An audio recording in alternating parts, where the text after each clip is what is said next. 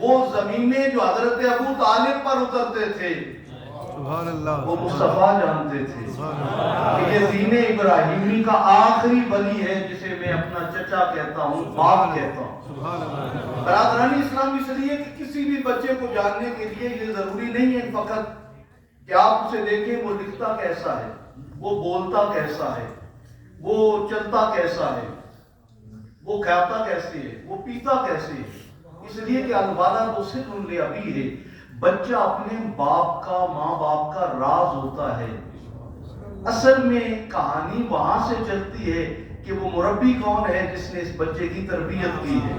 وہ کون ہے جن کی آغوش میں کھیلا ہے، وہ کون ہے کہ جنہوں نے انگلی پکڑ کے چلانا سکھایا ہے، وہ کون ہے جنہوں نے حلال رزق اس کے منہ میں ڈالا ہے۔ جب مولا حسین کی طرف توجہ جائے گی تو فقط تمہیں نانا حسین نظر نہیں آئیں گے، تمہیں نظر آئیں گی سیدہ خدیجہ الکبریٰ بھی، تمہیں ان کی تربیت سیدہ خاتون جنت میں نظر آئے گی، تمہیں حضرت ابو طالب بھی نظر آئیں گے جن کی تربیت مولا مشکل کشا کے اندر تھی، اور تمہیں مصطفیٰ بھی نظر آئیں گے کہ جن کی تربیت کے مجموعے کا نام علی المرتضیٰ ہے۔ جب یہ سارے عناصر مل کر جس ہستی کو پروان چڑھاتے ہیں اسے مولا حسین کہتے ہیں۔